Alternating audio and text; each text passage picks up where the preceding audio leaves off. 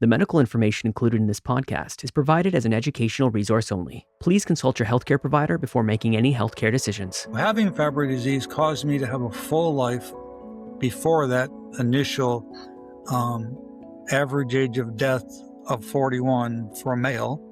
So I lived a full life by the time that came, in case I did die. And now I've had 30 bonus years and I have a great life. I have a great family. I have great friends. I have good support. And I'm living the good life, as odd as it may sound for a person that has our disease.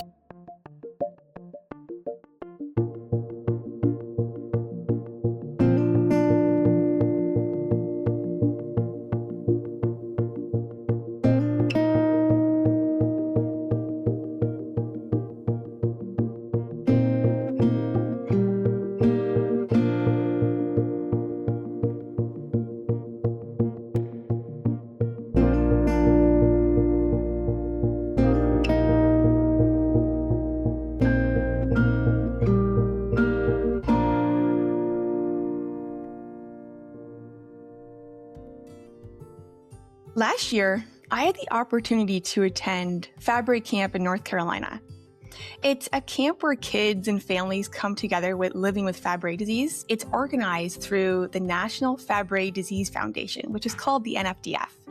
And it's led by Jerry Walter and his incredible team. And it was there that something happened that I'll never forget. Jerry stood on stage. It was the closing. He went up and he was thanking everybody for coming. But he said something that brought the entire room to complete stillness. He said, "I stand up here today as a 71-year-old man living with classic Fabry disease." In that moment, I remember looking over at the man that was beside me. He was about in his 40s, and there was a tear running down his cheek. And when I saw that, I thought, this tear carries the weight of so many stories. To me, it stood for the patients who were once told that they would never live that long. The ones that didn't get to live to 71, and we lost them too early. And I think that tear also represented hope. When so many of us were looking at you, Jerry, they were realizing what's possible for them. It was such a powerful moment. And throughout this podcast, I think that you will continue to be very inspired by Jerry's story.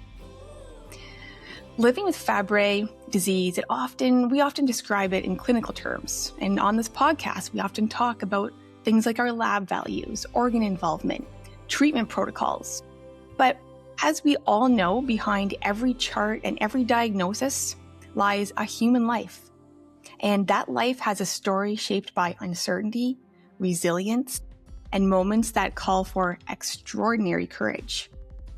Jerry has walked a long road with this disease, one that has included serious cardiac complications, a heart transplant, and many of the physical challenges that Fabry brings. But what makes Jerry's story so extraordinary isn't just what he's lived through and been through. I think it's the way that he's lived through it. It's his perspective, his inside journey, his grace, and his grit. Jerry is the president of the NFDF, so that's the National Fabry Disease Foundation in the US. He's a Fabry patient with a journey and someone whose wisdom and lived experience continues to inspire this community. So Jerry Walter, welcome to the Fabry Cast. Thank you so much, Julia, for the great introduction. And, I consider myself grateful to have you as a friend. And we've been friends for a number of years now. And I really am inspired by the work that you do, and your passion and your compassion and your creativeness and all of the things that you do for the people with Fabry disease. So thank you also.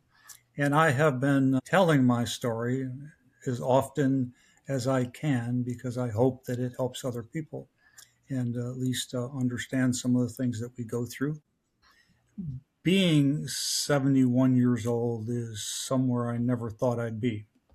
So when I learned I had Fabry disease, I was 25 years old in Okay. the military in the Netherlands. So the story is my mother was diagnosed with Fabry disease accidentally.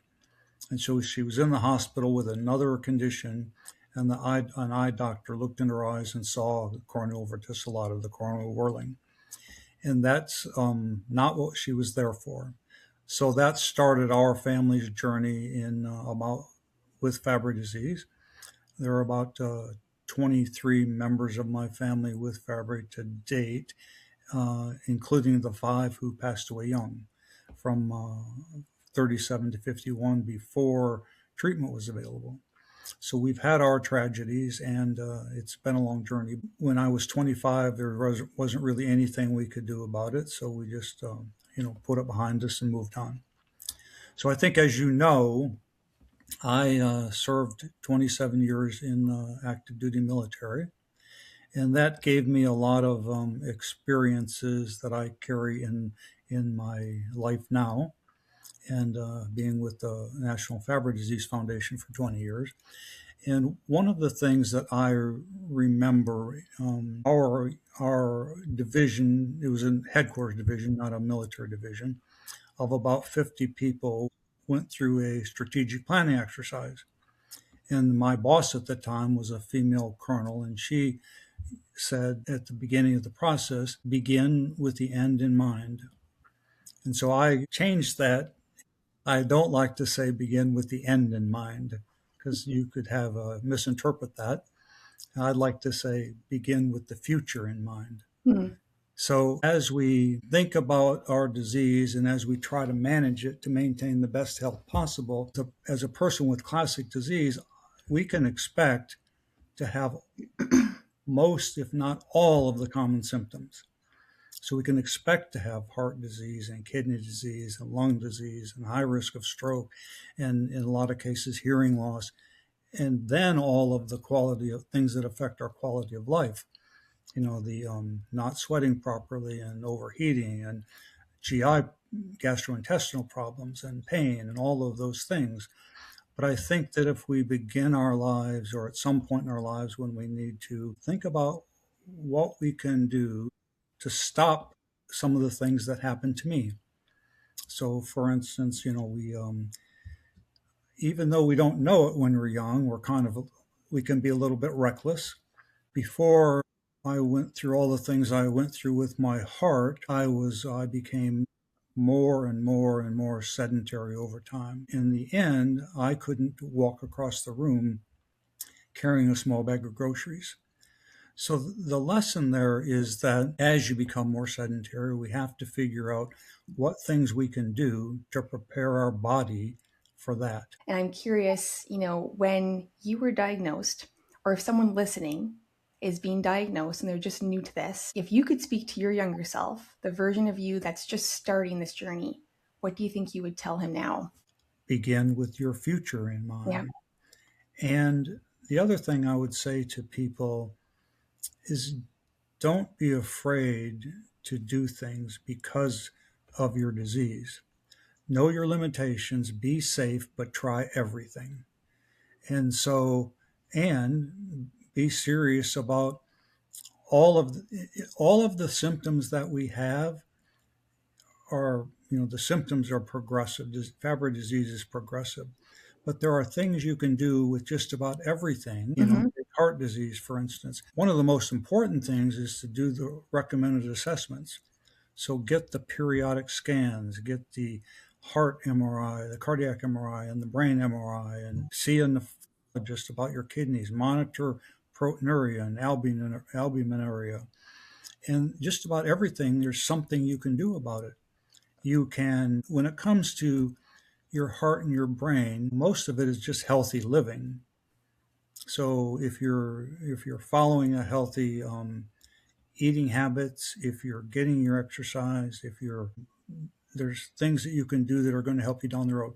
It's a little bit frustrating when it comes to stroke risk. So I ask my neurologist, I say, okay, I'm doing all the things you're supposed to do about stroke risk. I'm eating properly. I am trying to get enough sleep. I'm exercising. I'm managing my blood pressure. I'm managing my cholesterol. I am doing all of those things. I refer to it's the American Heart Association Essential 8. And there's sort of 8 steps that all those things that people should do to manage their health. Well, it's more important for us because we're sort of in a double jeopardy situation. Mm-hmm. Smoking's bad for everyone. It's a lot worse for us, and things like that we just have to be so much more careful about doing the right things that will help us live, like we like to say, a longer and better life. Yeah. Yeah. Well, I think that's good advice. And I think, when someone, it's so overwhelming when you're first diagnosed. I think at any point in the journey, it's overwhelming. But I think something that you always stand for is you do whatever you can control. And I think that that's such a huge, important lesson for us because sometimes as we walk this path, you feel like it's a little bit out of your hands. But I never feel like that with you, Jerry. I feel like you hear something and you're like, okay, you take that and you lean into it and you just do everything that you can, which there's so many lessons that you can teach us because you've lived through so much. I mean, let's talk about, I've heard you talk about your medical resume and you've named it that because there's so many things that you have had to live through. So I guess let's start there. Let's talk about some of the biggest things that maybe Fabry has taught you with the symptoms that you've had. Yes, my medical resume is long. So I think what I've learned is that one of the many things I've learned is that just about all the downsides have an upside. So I'm ready to retire from the military. Yeah. And so I had to fly back to Washington, near Washington, Northern Virginia, to sign my final retirement paperwork. And instead, I felt something on the plane that I didn't feel right.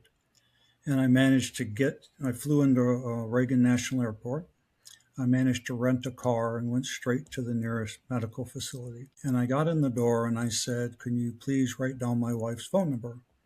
And they said, "Well, let's get your vitals, see what's going on." And I said, "Would you please write down my wife's phone number?" And they did. And shortly after that, while I was getting my vitals and everything checked, I went into a coma.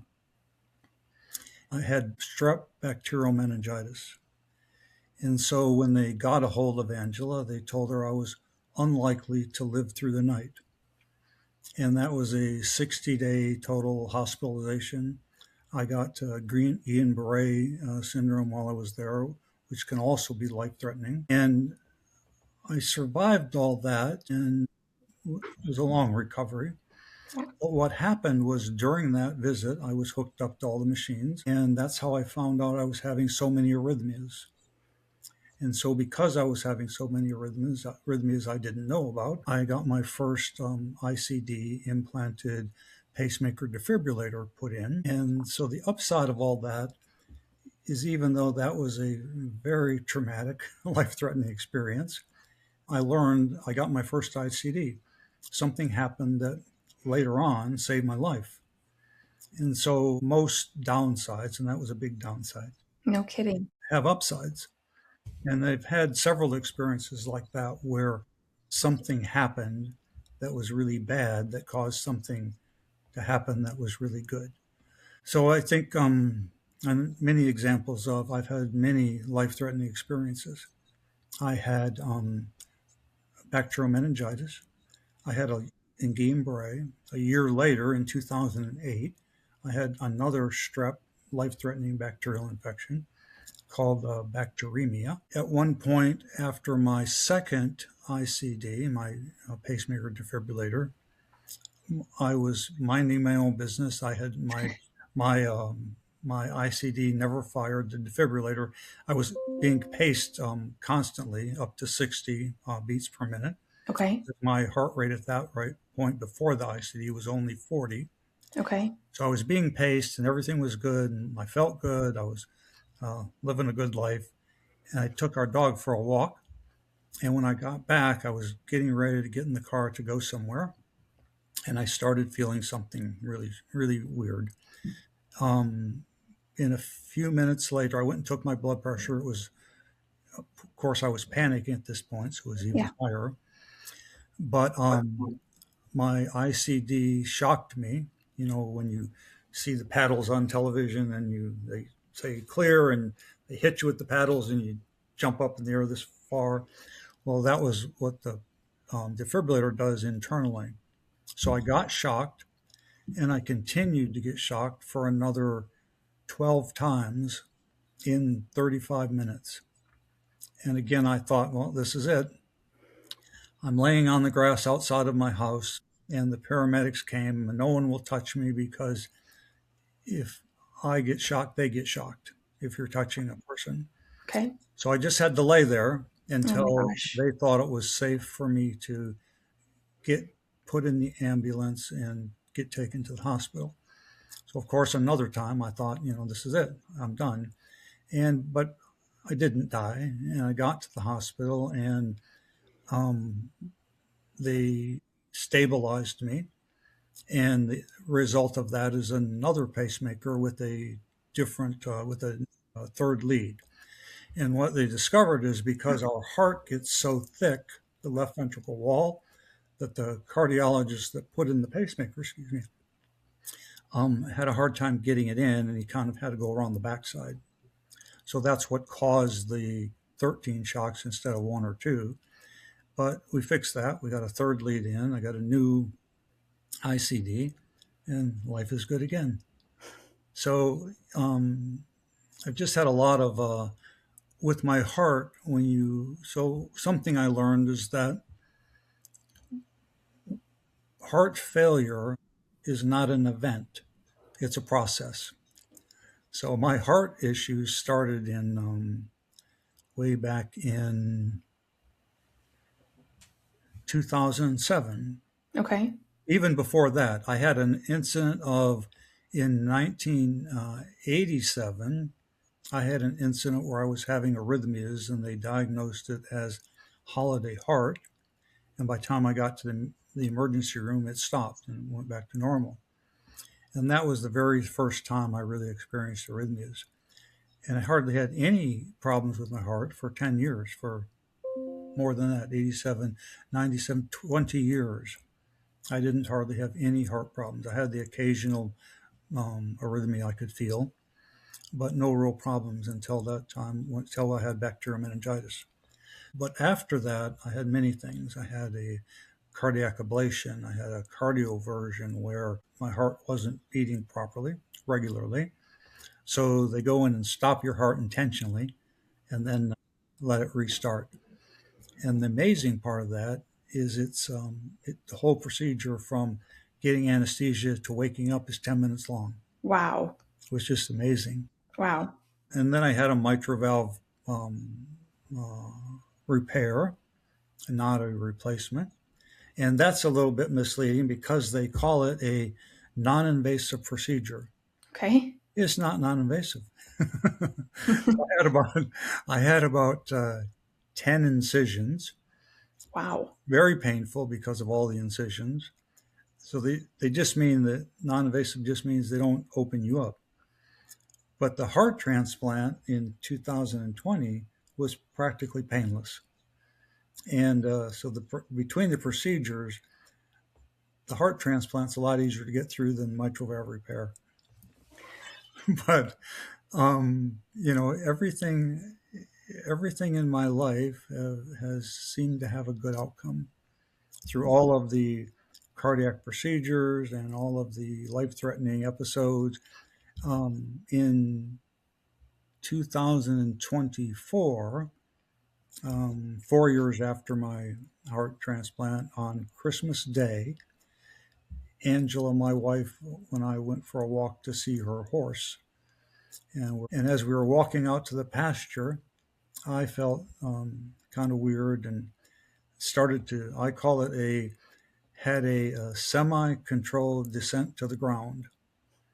And so I went down, not hard, but I went down, and I just laid there. I couldn't really think. I couldn't really do anything. I didn't know what was happening. Angela's scared. I'm scared.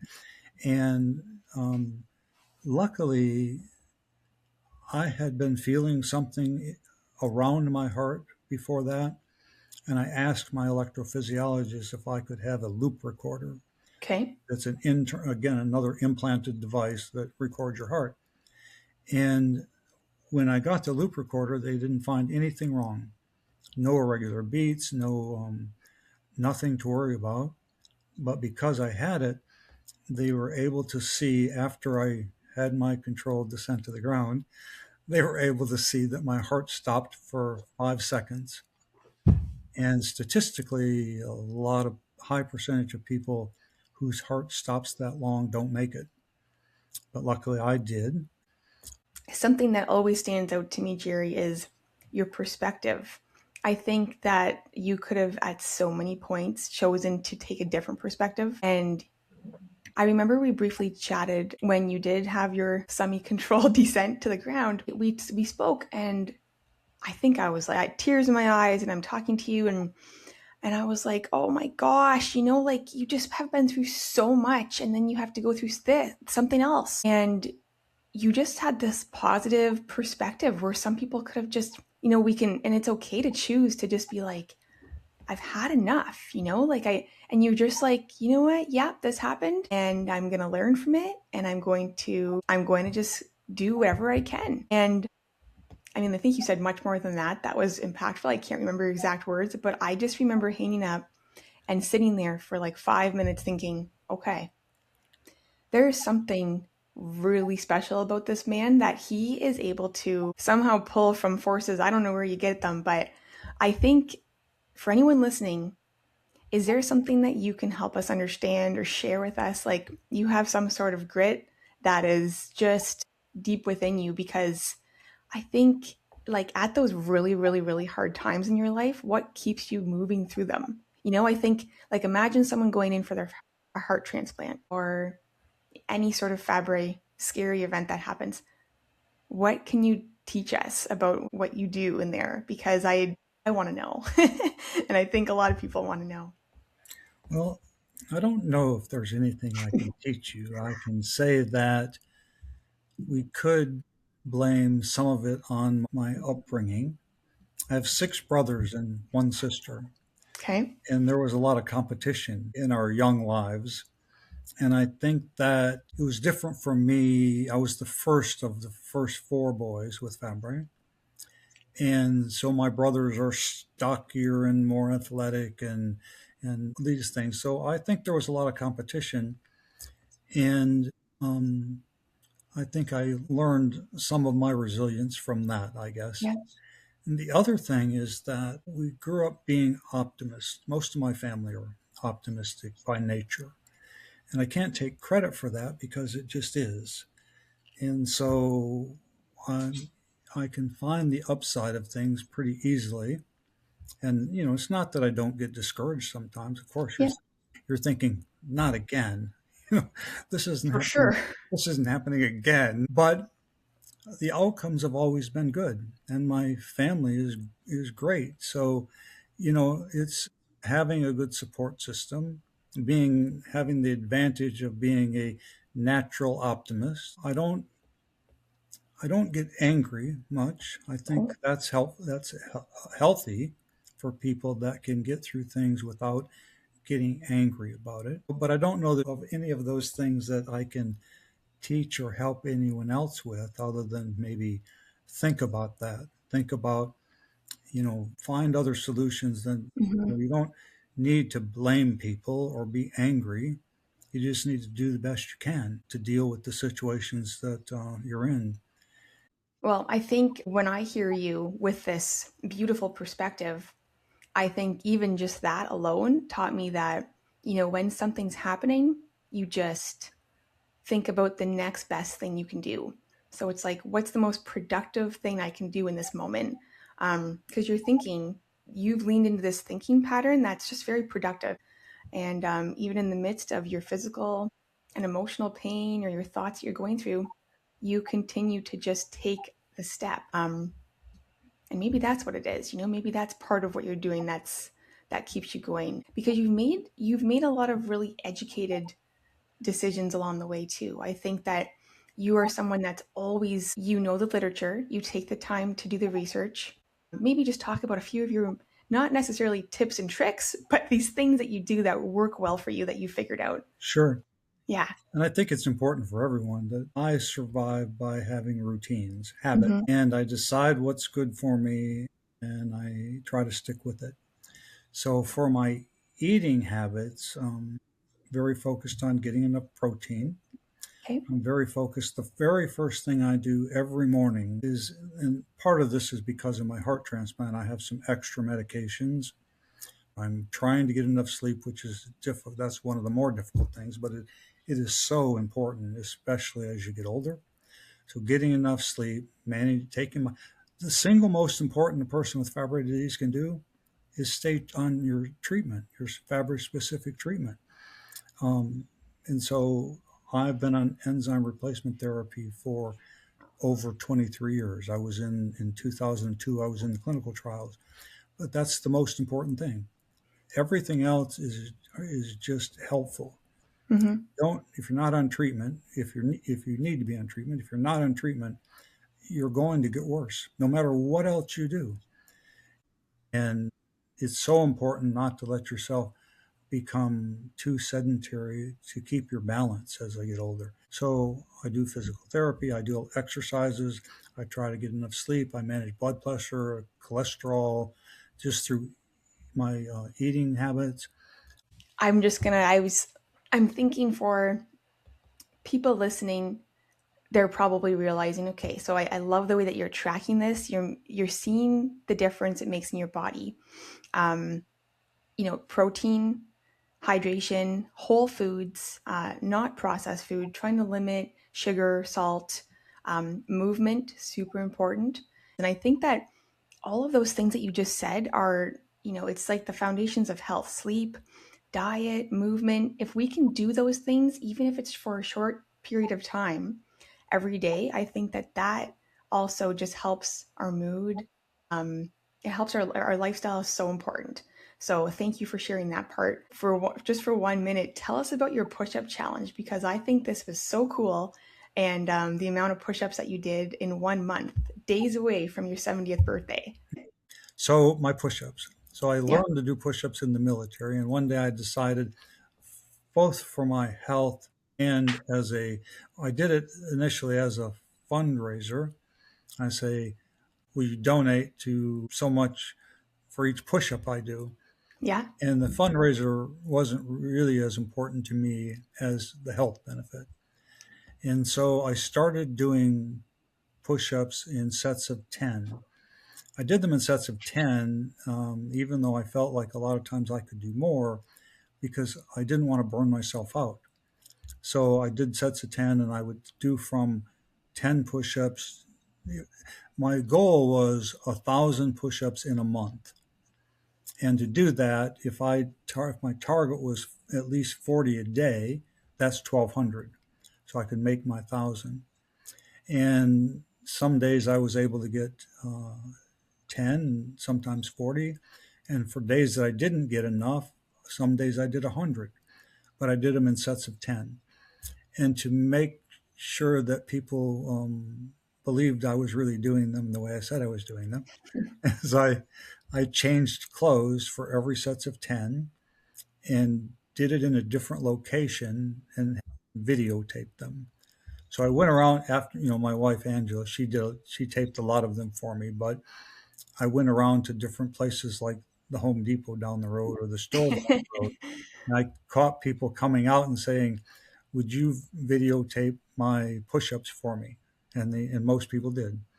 So I did 100 sets of 10 push-ups from September 20th to October 19th so that I would finish them on the last day of camp, on our Fabry family camp.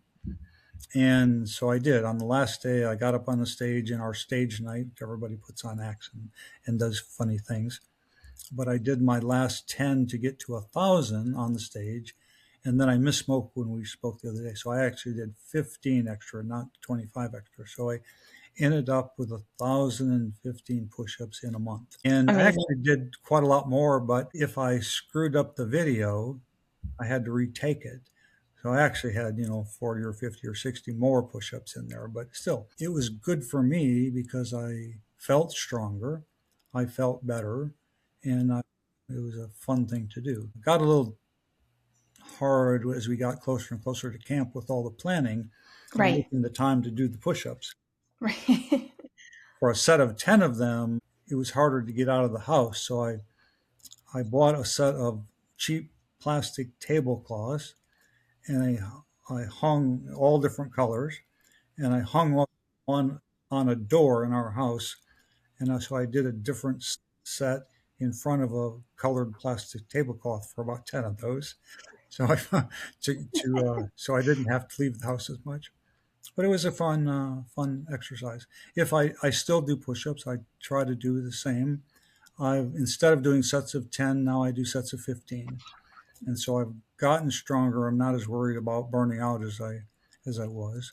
But I'll often do 15 to 45, 60 push-ups in a day, depending on my time and how I feel. Do you think after you doing all those push-ups on stage, do you think how many people do you think are now doing this and you've inspired to do this with your push-up challenge? Well, I've had a lot of people ask me how many I can do, which is, you know, realistically, I can, in a set, I can do 25 or 30, but I don't do that many every day in one set.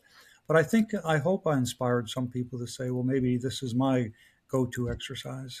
And Well, yeah, after I saw you doing that, I thought, okay, I better get going. I mean, if Jerry's doing this, I have to be able to do that. I don't think I could do that many in a month. Well, maybe I guess we can all just try our that's best, right. right? I think it's just one more thing that we can do to feel good, to have the Well, best outcome. and that's a good point because I've said many times that physical activity is so important Hmm. and figure out what you can do. So in the military, we had to run, and I came to a point where I couldn't run any longer. So then I biked.